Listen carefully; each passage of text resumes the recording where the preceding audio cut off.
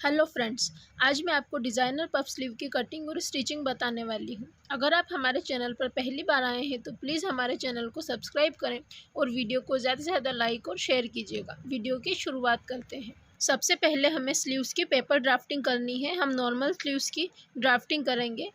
हमने हमारी स्लीव की लेंथ 6 इंच रखी है।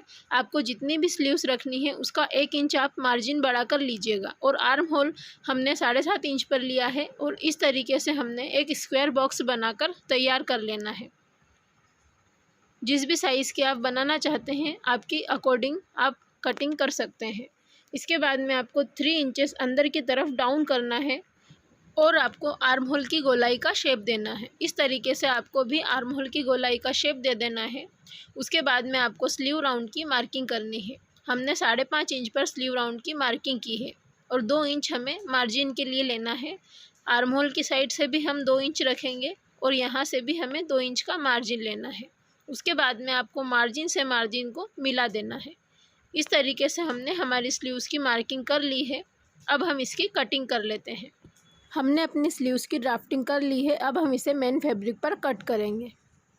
हमने अपने मेन फैब्रिक को लिया है और उसे इस तरीके से 4 फोल्ड पर रखा है। इसे हमें सेंटर में से कट करना है। हमने इसके 2 पीसेस कर लिए हैं। इस तरीके से हमने इसे हमारी ड्राफ्टिंग से 1 इंच एक्स्ट्रा लेकर कट किया हुआ है और हमने इसमें अभी शेप नहीं दिया है। इस तरीके से हमने लंबी लंबी 2 पट्टियाँ कट करके ले ली है और हमारी स्लीव्स जितने में कट होती है उससे डबल फैब्रिक हमें कट करना है।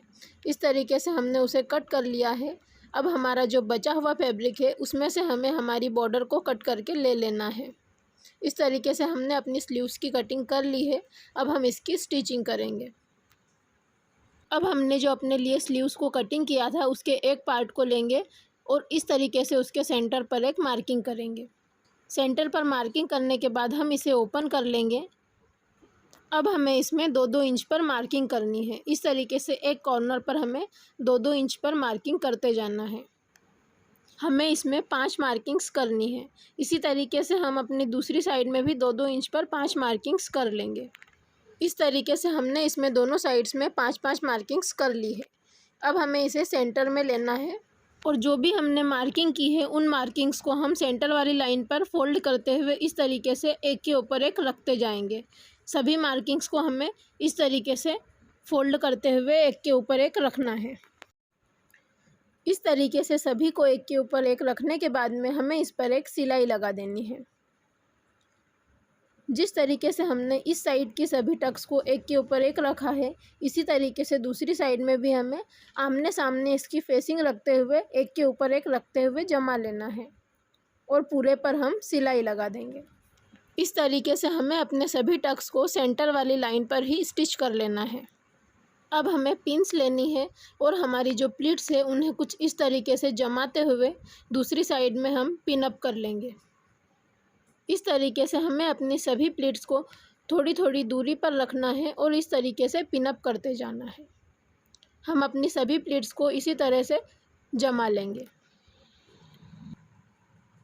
इस तरीके से हमने अपनी एक साइड की सभी प्लीट्स को जमा लिया है और पिन अप कर लिया है। दूसरी साइड की प्लीट्स को भी हमें एक साथ में जमा लेना है। अगर आप चाहें तो एक साइड की पहले स्टिच कर सकते हैं, बाद में आप दूसरी में पिन लगा के स्टिच करें। इस तरीके से आपको अपनी सभी प्लीट्स को जमाते हुए पिन अप करते जाना है। हमने अपनी सभी प्लीट्स को पिन अप कर लिया है। अब हमें इसमें स्टिचिंग करनी है। दूसरी साइड में भी प्लीट्स में हमें स्टिचिंग कर लेना है। जिस तरीके से हमने पिन अप किया है उसी तरीके से हम इसके ऊपर एक सिलाई लगा लेंगे। इस तरीके से हमने इसे स्टिच कर लिया है। इसे स्टिच करते समय सेंटर में हमारे बिल्कुल भी झोल नहीं आना चाहिए। अब इसे स्टिच करने के बाद में हमें हमारी पेपर ड्राफ्टिंग लेनी है और उसे इस तरीके से सेंटर में मिलाते हुए रखना है। अब हम हमारे पेपर ड्राफ्टिंग की साइज़ के हिसाब से इसे मार्किंग कर लेंगे। इस तरीके से मार्किंग करने के बाद में जहाँ पर हमारी मार्किंग है उस मार्किंग पर हम एक सिलाई लगाएंगे। पूरी मार्किंग पर हमें एक सिलाई लगाकर तैयार कर लेनी है। पूरी मार्किंग पर सिलाई लगाने के बाद में हम थोड़ा सा मार्जिन छोड़ते हुए इसे कट कर लेंगे। हमारी सिलाई के थोड़ी सी दूरी से एक्स्ट्रा सभी फैब्रिक को हम कट करके अलग कर देंगे। अब हमें अपने स्लीव्स में अस्तर वाले फैब्रिक को अटैच करना है। अस्तर वाले फैब्रिक को अटैच करने के लिए सबसे पहले हमें उल्टी साइड में हमारी लेस को रखना है और 1/2 इंच का मार्जिन लेते हुए एक सिलाई लगा देनी है। इस तरीके से सिलाई लगाने के बाद हम इसे दूसरी साइड में पलटकर सीधा कर लेंगे। अब हमने जो अपनी स्लीव्स बनाकर तैयार की है उसे हमें इस तरीके से इसके अस्तर वाले फैब्रिक पर रखना है और हमारी बॉर्डर के हिसाब से इसे एडजस्ट कर लेना है। हमें इसे अपनी बॉर्डर के अंदर की तरफ दबा कर रखना है और वहाँ पर एक मार्किंग कर लेनी है। अब सबसे पहले हम हमारी लेस के दूसरे वाले कॉर्नर को इस तरीके से फोल्ड करेंगे और इस पर एक सिलाई लगा लेंगे। अब हमने जो अपनी स्लीव्स को बनाकर तैयार किया है उसे हमारी बॉर्डर के 1/2 इंच अंदर की तरफ रखते हुए इस तरीके से बॉर्डर के कॉर्नर पर एक सिलाई लगा देंगे। अब हम अपनी पूरी स्लीव्स को अस्तर के साथ में इस तरीके से जॉइन कर लेंगे। अब हम इसके सभी एक्स्ट्रा फैब्रिक को कट कर देंगे। इस तरीके से हमने इसे बनाकर तैयार किया है। अब हमें इसे ब्लाउज़ के साथ में अटैच करना है। सबसे पहले हम इसके सेंटर में एक छोटा सा कट लगाएंगे और हमने अपने ब्लाउज़ के शोल्डर्स को अटैच कर लिया है। हमें अपनी स्लीव्स में फ्रंट आर्म होल के लिए गोलाई देनी है। उसके लिए हम 1/2 इंच अंदर की तरफ इस तरीके से कटिंग कर देंगे।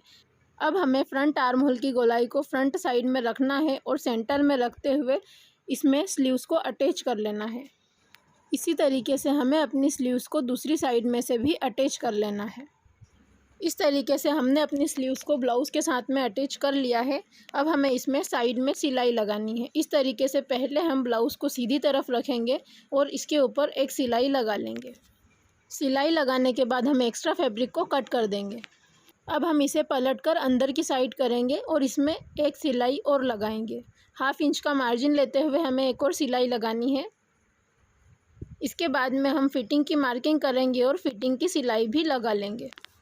इस तरीके से हमने अपनी डिज़ाइनर पफ स्लीव बनाकर तैयार कर ली है।